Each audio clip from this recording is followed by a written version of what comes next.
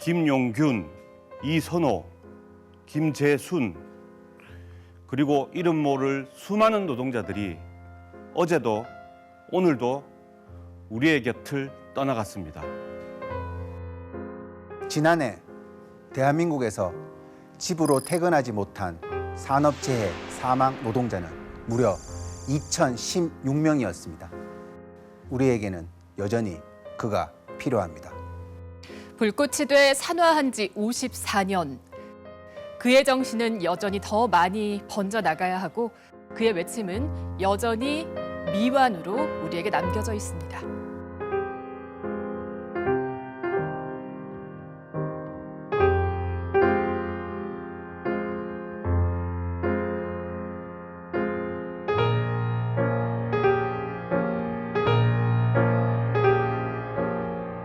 아주 명랑하고 막춤이지만은 우리 앞에서 노래도 정말 못 불러요.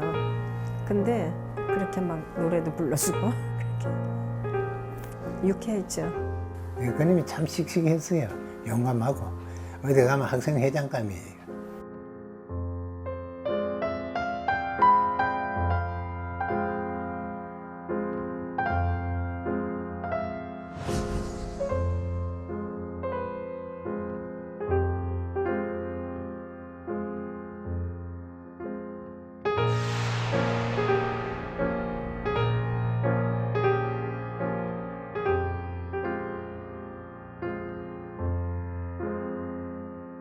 스물두 살의 청년이 자기 몸을 청계피복의 어린 노동자들을 위해서 바치게 되잖아요.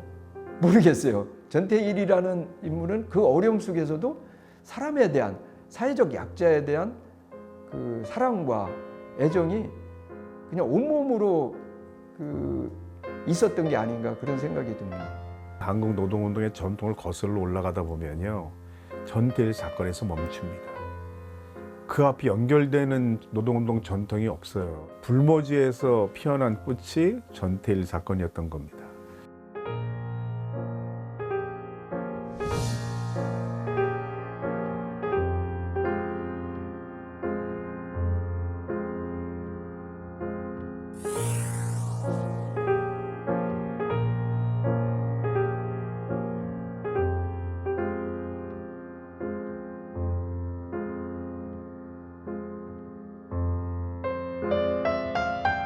제가 제일 많이 쓰는 말 중에 전태일이 뭐냐? 그럼 나는 전태일은 사랑이다.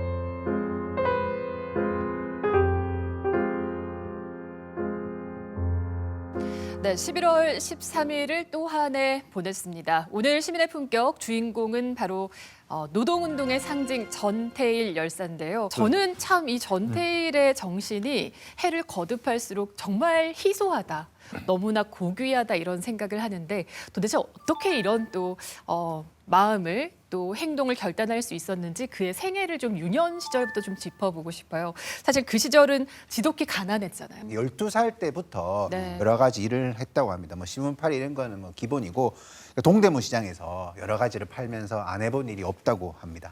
3일간 우리가 이게 굶어가지고 있으니까 이제 아무것도 하기 싫더라고요. 그냥 다 귀찮고 그냥 누워 있는 게 좋고 그냥 가만히 있는 게 좋더라고요. 대충 보면은 그냥 하루씩 뭐 하루에 한 끼씩 이렇게 먹고 생활할 수밖에 없었던 것 같아요. 그 당시로서는 그냥 있으면 먹고 없으면 안 먹는 것을 원칙으로 그냥 지나왔고, 그 용두동에서 이제 솔하고 조리의 방패 적세 같은 것을 위탁 판매하는 데가 있었어요. 그래서 삼립박스에 끈 2개를 묶어 가지고 그걸 이제 둘이 하나씩 메고 만들어 가지고 솔조리 방패 적세를 하면서 낙원동으로 해운동으로 이제 골목마다 다니면서 이제 그걸 팔아 가지고 남는 이문금을 가지고 이제 저녁에 국수나 이제 보리쌀이나 쌀이나 종류 사가지고 들어오면은 어머니가 그걸로 이제 저녁 지으시고.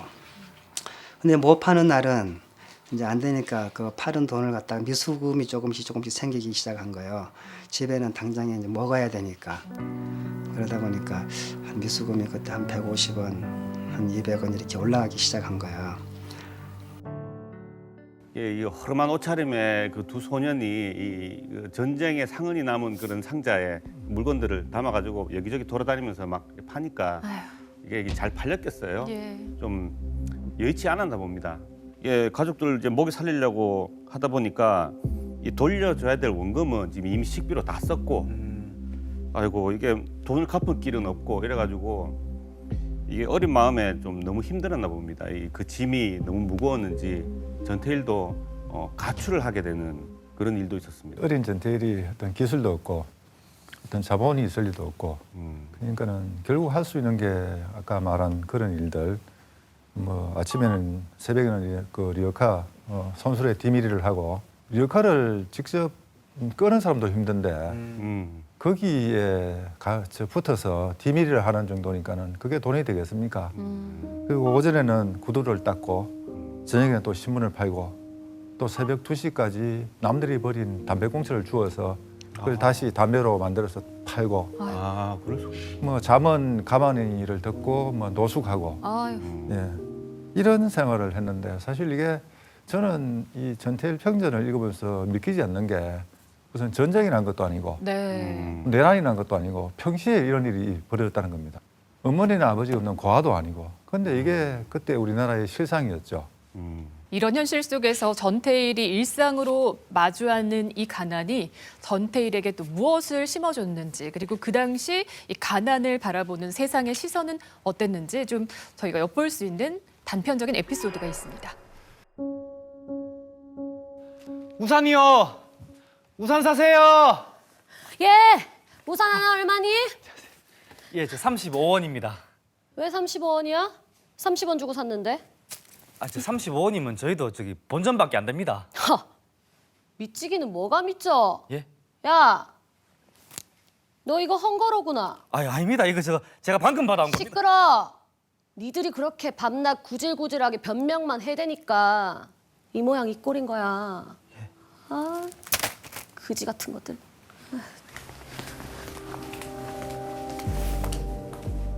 그래요. 나는 태어날 때부터 거지예요. 당신들은 태어날 때부터 도도한 집안에서 태어났고요. 내내 도도하십시오.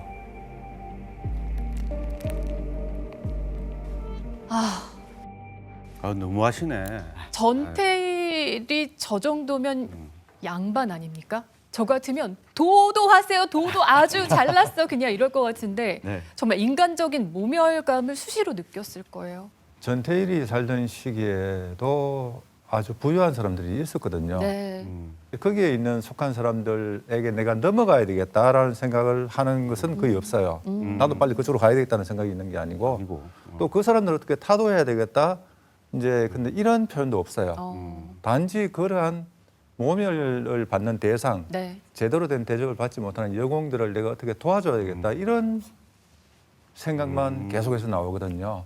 그러한 지점이 전태일이 위대한 전태일 사상이 아닐까. 이 노숙 생활한 지 1년 정도 지난 시기에 도저히 안 돼서 외갓집이 있는 대구로 전태일이 돌아가게 됩니다. 고향인 대구로 다시 오는군요. 네, 깜짝 놀랄 만한 일이 벌어졌습니다. 가족들이 다 대구에 와 있었던 거예요. 아. 네, 아버지가 이 대구에 작은 집에 재봉틀 한 대 놓고 일을 하고 계셨고 이게 1962년인데 전태일에게 가장 행복한 기억으로 남아있는 1963년이 다가옵니다. 이때 전태일의 나이가 16살이었습니다. 그러니까 뿔뿔이 흩어져 있던 가족들이 한데 모인 것, 그 오붓한 일상만으로도 참 안정감을 줬을 텐데 전태일이 가장 인생에서 행복을 느꼈던 곳이 바로 대구였습니다. 전태일은 1948년 대구 남산동에서 태어났죠. 학교 다니는 시절을 가장 인생에서 행복한 시기로 기억을 해요.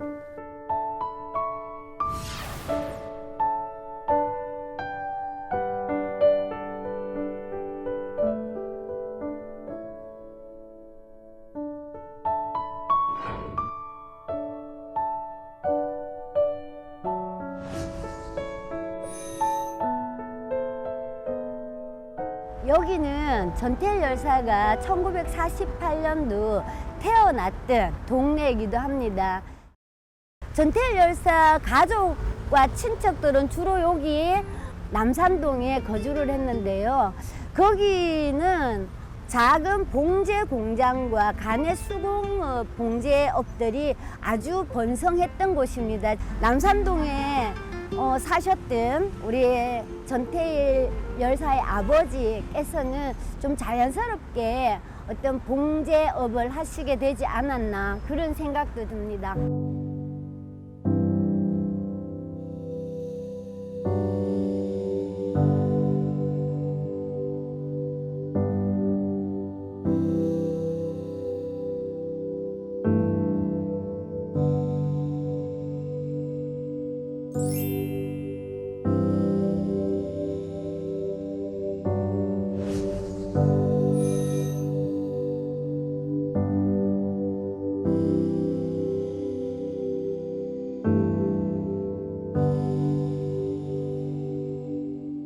네, 여기가 바로 전태일 열사가 내 인생에서 가장 행복했던 시절이라고 이야기한 청옥고등국민학교가 있었던 그 자리입니다. 전태일 열사는 63년 5월부터 그해 11월까지 이 청옥고등국민학교를 다녔는데요. 너무너무 이렇게 배움에 목말라 했던 청년이었던 것 같아요. 친구였던 제철 씨, 원섭 씨, 예옥 씨를 만나서 더할 나위 없는 서로 간의 우정과 사랑과 인간으로서의 기쁨을 마음껏 누렸다. 이렇게 회고한 그 시절이기도 합니다.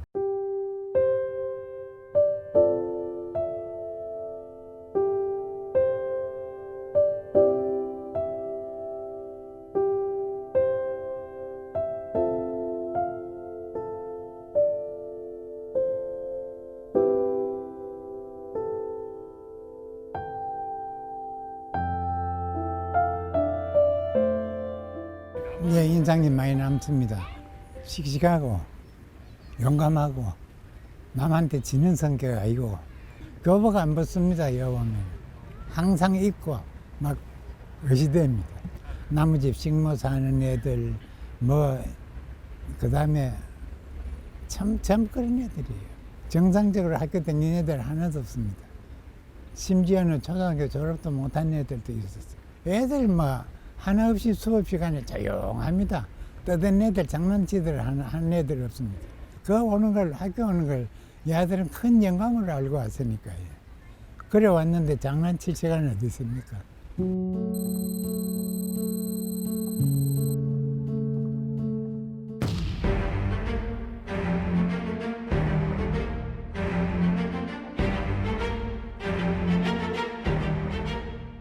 얘가 이제 원체 어려우니까 서울 가겠다고. 그래서 서울 갑니다 하면 인사하러 왔더라고요. 예. 그래서 인사하고 그래 갔습니다. 그래서 제가 그 학교를 졸업하고 태권도 도장을 했습니다. 제가. 도장할 때에 지가 서울 가서도 저한테 늘 편지가 왔습니다. 선생님 체육관회가 먹고 살랍니까? 내하고 같이 지냅시다. 이 소리까지 했어요. 그래서 제가 서울의 남산에 지하고 한번 하루 놀고 온 적도 있습니다. 내가 서울 올라갔을 때도 평화시장에 재봉사를 했는데 그때는 자기가 뭡니까 지금 말로 과장 그 당시에 뭔지 오래됐습니다. 나도 높아졌습니다 하면서 앞으로 내가 큰 거 하나 할 겁니다. 예.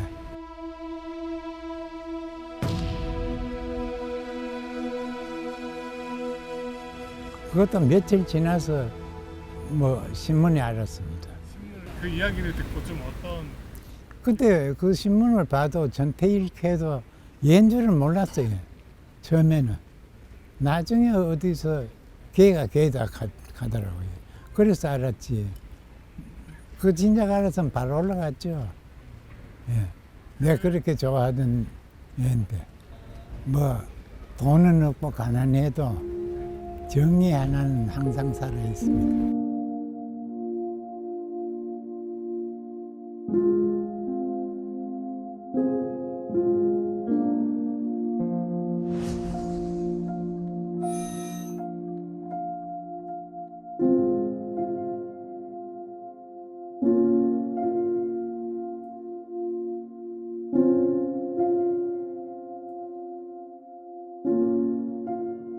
이 집은 전태일 열사와 가족들이 모여 살았던 집이기도 합니다. 이 집이 소중한 이유는 그늘과 그늘로 떠돌고 살았던 전태일의 흔적들이 지금은 아무 곳에도 남아있지 않습니다. 오로지 전국에서 유일하게 이 집만이 당시의 터와 모습을 그대로 지키고 있는 소중한 공간이기도 하고요. 저희들이 이 집의 존재를 알게 된 거는 2014년도였습니다. 동생이신 전태삼 씨의 정원과 방문으로 인해서 이 집의 존재를 알게 됐고요. 그리고 이 집은 주인이 살았던 주인집입니다.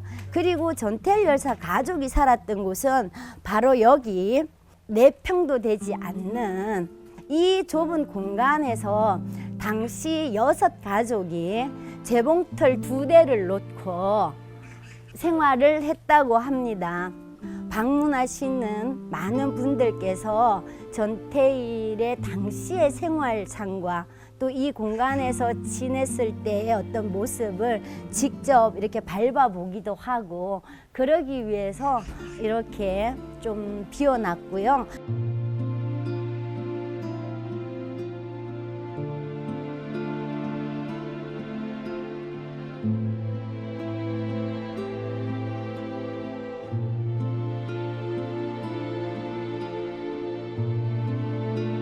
저희가 둘러본 곳들에서 전태일이 또 어떻게 생활했을지 얼마나 또 행복했을지 짐작을 좀 해보면 저 나이 때 누구나 누리는 당연하고 평범한 일상이잖아요. 그게 좀 너무 안타깝고 그만큼 더 전태일에게는 간절했던 것이 아닌가 싶습니다. 역설적으로 결국 그 이전의 삶이 너무나 처참했기에 천국 같은 것으로 이렇게 대비해서 느껴지지 않았을까. 처음으로 인생에서 희망, 미래, 몇 년 후 내 모습 처음으로 한번 떠올려 보기 시작을 했으니까 더 기뻤을 것이다. 또 하나 이 특징이 고등공민학교에서 만났던 친구들과도 전태일이 서울의 평화시장에서 일을 하면서도 이 친구들에게 편지를 보내기도 하고 일기에 친구들 이름을 남겨놓습니다. 그 시대의 친구들에 대한 기억도 함께 가지고 있기 때문에 전태일이 이 대구에서 기억을 무엇보다도 행복하게 생각하지 않았을까. 네, 그러니까 전태일에게 학교는 단순히 배움을 얻는 곳만이 아니라 꿈과 희망, 사랑까지도 주는 충만한 그런 곳이 학교였습니다. 그 순간으로 저희가 함께 들어가 볼까요?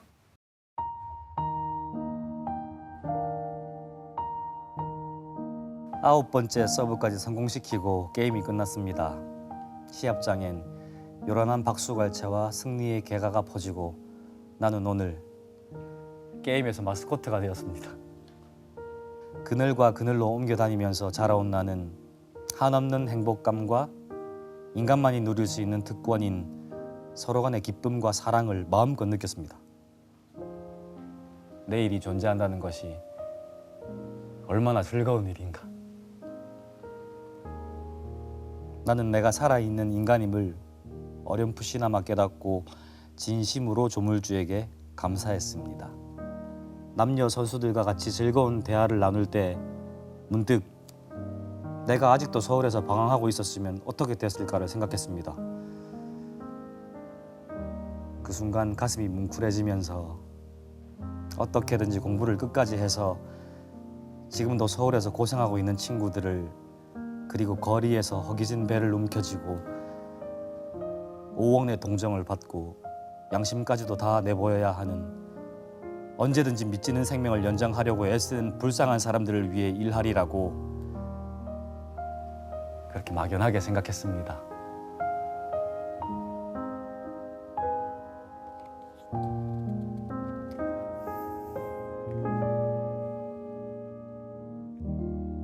아, 예. 태일이가 웃으니까 저도 마음이 참 좋습니다. 그전에는 내일이 참 두렵고 또 배고플 게 참 막막했을 텐데 근데 여기서 전 놀라운 게 나만 기쁘고 좋은 게 아니라 결국에 나중에 지금도 불쌍한 그 서울에 있는 친구들을 생각하면서 어떤 기여를 하겠다 이렇게 마음 먹잖아요. 이 배움의 결과로서 이때 그 불쌍한 사람들을 돕겠다라는 결심을 했다는 게 되게 인상 깊었습니다. 체육대회를 통해서 하는 거죠. 저는 정말 학교 다닐 때 체육대회가 제일 싫었는데 그 체육대회에서 기쁨을 느낀다니 이게 너무너무 이제 그러니까요. 소중함을 해석할 수 있는 그런 사람이었던 거죠. 그 보통 이제 그 어떤 형편 때문에 학교를 못 가는 사람은 배움에 대한 갈망이 되게 강해요. 인생에서 가장 행복했을 때다 이렇게 표현을 하고 있는 게 보면 요즘처럼 교육이 이렇게 주어지는 사회에서는 그 이해하기가 좀 어려울 거예요. 전태일이 결국 이제 어떤 나중에 죽게 되는데 그 죽음은 어떤 근로기준법하고 밀접한 관련이 있죠. 네. 노동자를 보호하는 그런 법률이 있다더라라는 사실을 알고 나서 본인이 그 법전을 구해서 법조문을 읽어요. 근데 그 법조문만 읽어서는 잘 이해가 되지 않죠.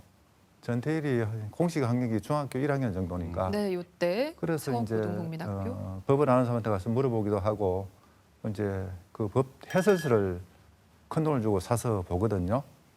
그런데 그러한 행위들이 자기 어떤 자격시험을 친다, 뭐 입학시험을 친다, 자신이 잘 되기 위해서 편하기 위해서 공부를 하는 게 아니고 네.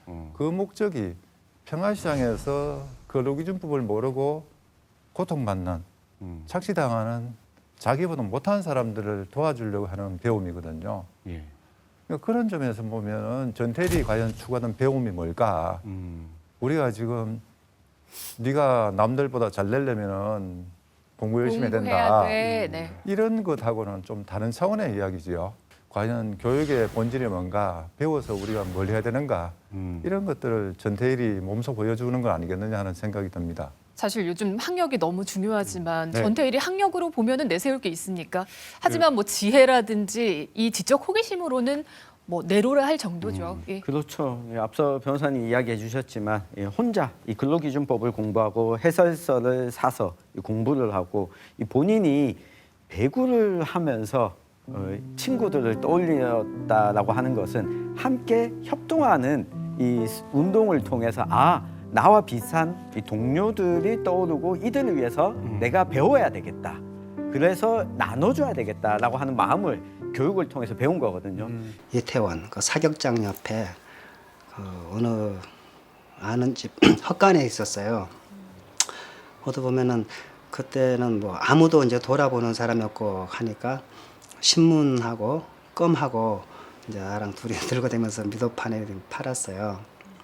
그때도 뭐 책을 꼭 옆에 끼고 다니면서 그 시간이 조금이라도 나면은 그 책을 보는 그것을 내가 꼭 기억을 잊어버리지 않고 또 이제 그 과정에서 용두동으로 이제 이사를 오는데 그 집에서 이제 쫓겨나면서 이태원에서 쫓겨나면서 용두동 그 이제 처마와 처마 사이를 갖다 비닐을 덮어가지고 그걸로 이제 우리 잠깐 이사를 했거든요. 용두동.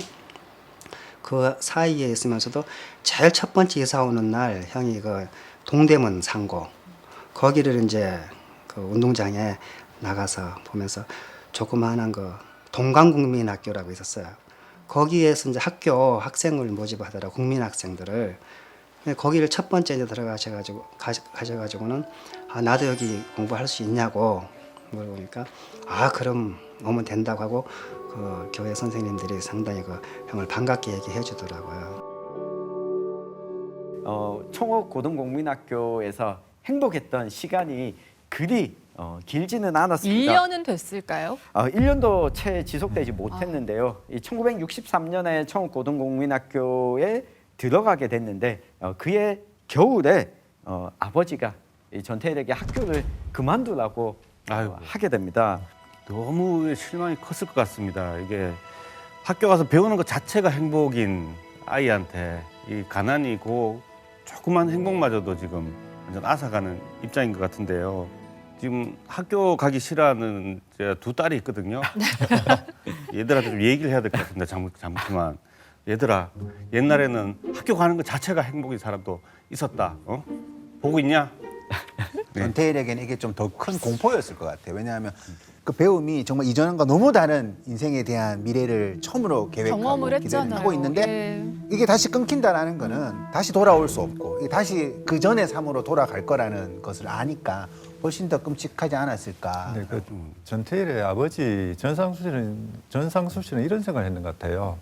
전태일이 벌써 15, 16 나이가 됐는데 이제 겨우 고등공민학교 1학년 과정, 중학교 1학년 과정이죠. 네. 그걸 하고 있단 말이에요. 아버지가 생각할 때는 차라리 그거보다는 이 봉제 기술을 빨리 배워서 나하고 같이 이 옷을 만들면 뭐 가족들이 좀 더 쉽게 의식주 문제를 해결하고 또 그래서 어느 정도 자본이 축적되면은 못다한 공부를 할 수 있지 않느냐. 예. 근데 지금 그 나이에 고등공민학교 겨우 다녀가지고 뭘 하겠느냐. 실제로 수기에 그런 말이 나와요. 그러니까 아버지는 나름대로는 본인이 세상을 살아보니 지금 공부하기 늦었다.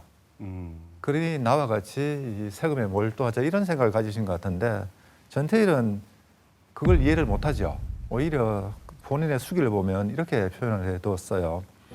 아버지의 그 말씀을 듣는 순간 나는 내성병해가 세상을 삼키는 것 같았습니다. 그만큼 충격이었던 얘기예요. 예, 하루하루 나의 생활 속에서 배움을 빼버리면 무슨 희망으로 살아가겠습니까? 이렇게 하면서 결국 이제 가출을 하게 되죠. 어떤 배움이라는 것, 고등공민학교에 간다는 것은 어떤 피안의 세계, 그게 없으면 안 되는 정말 절실한 배움이죠. 지금처럼 지금의 어떤 입시 위주의 교육 환경에 비춰보면은 참 이해하기 어렵고 오히려 뒤집어 생각하면은 전태일이 추구하는 그러한 배움, 자기가 깨치고 남을 도와주는 자기가 오히려 남을 딛고 서기 위해서 배우는 것이 아니라 오히려 전태일이 추구하는 그런 배움의 방향이 오히려 지금 입시 위주의 정말 혹사당하는 애들한테는 더 필요한 개념이 아니겠느냐. 어떻게 생각하면 우리가 전태일의 아버지식으로 교육을 시키고 있는 것 같아요. 지금도. 예. 그래서 안타깝습니다. 자, 어쨌든 이 가난 앞에서 결국에 이 배움의 꿈마저도 접어야 했는데요. 그 인생에서 가장 행복했던 대구에서 순간은 이렇게 막을 내리고요. 그의 무대는 이제 서울 평화시장으로 옮겨지게 됩니다.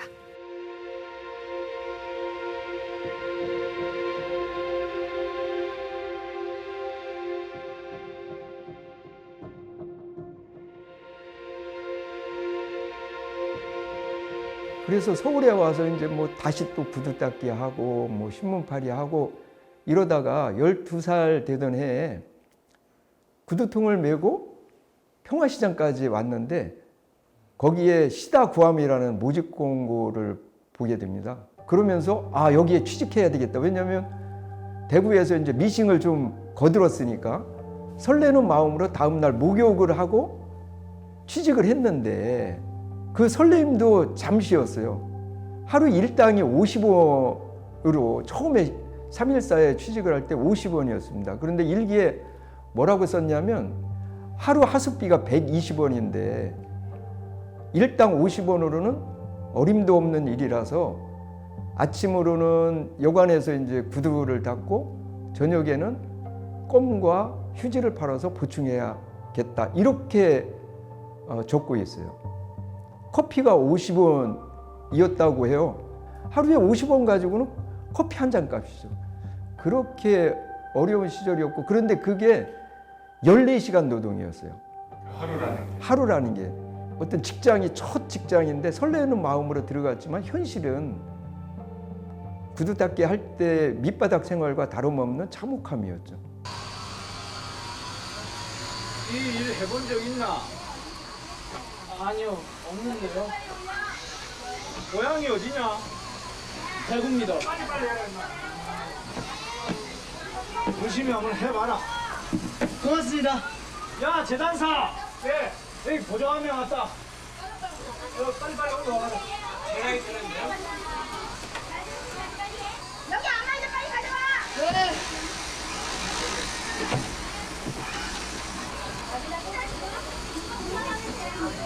4번시다!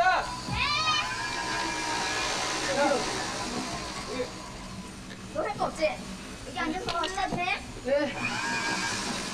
2번시다! 빨리!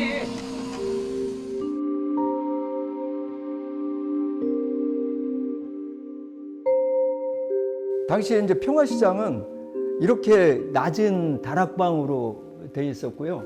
허리를 굽혀야만 들어갈 수 있었고 여기 와서 보시면 좁은 공간을 2층으로 만들어서 다락방에서 이제 2층에서도 일도 하고 밑에 작업대가 다닥다닥 붙어서 일을 하는 그런 공장이었죠.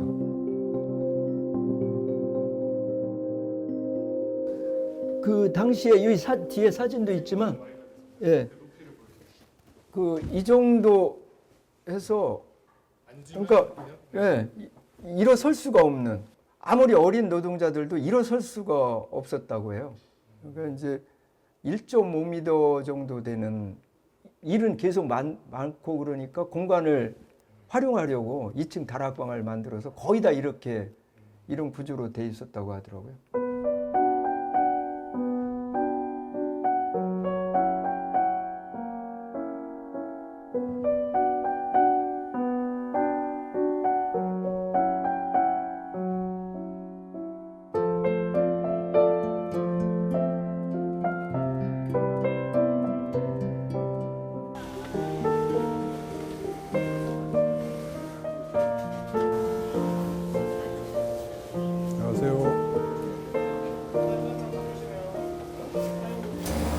그때 당시 평화시장 분위기가 이제 1965년부터서 시작된 그 상경 러시잖아요. 지방 사람들이 다 서울로 올라오는.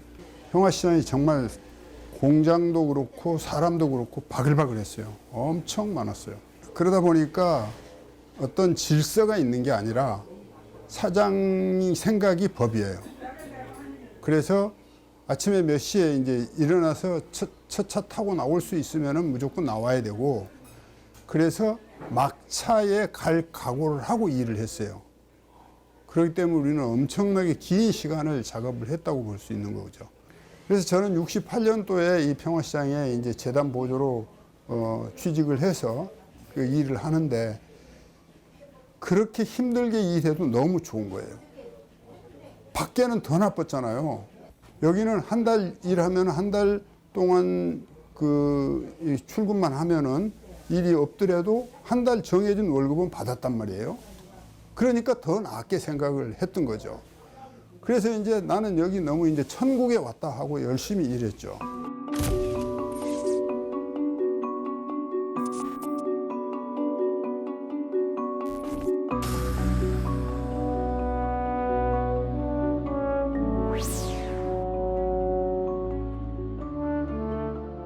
이렇게 원단을 자르고 또 그걸 꿰매고 하면서 먼지가 많이 날 거잖아요. 그럼 먼지를 빼줄 문이 있거나 이렇게 통로가 있어야 되는데 환풍기도 없이 거기서 일을 하기 때문에 먼지가 부옇게 쌓이는 거예요. 그래서 우리 점심 먹을 때는 심지어 어떤 현상까지 있었느냐 그러면은 점심 예를 네모난 그 하얀 양은 그 도시락, 이 밥을 먹는 동안에 먼지가 거기 앉아가지고 까맣게 먼지가 보일 정도였어요.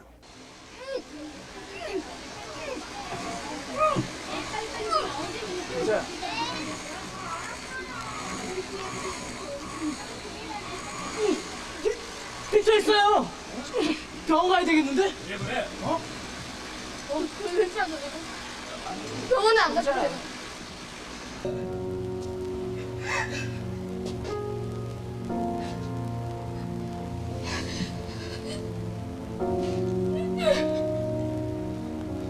손 씻을 데가 없어요.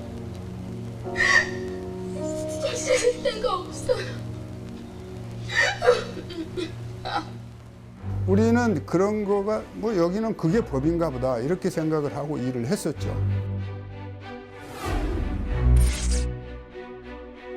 그냥 한 절반 정도 애들은 거의 못 먹을 수가 없었어요.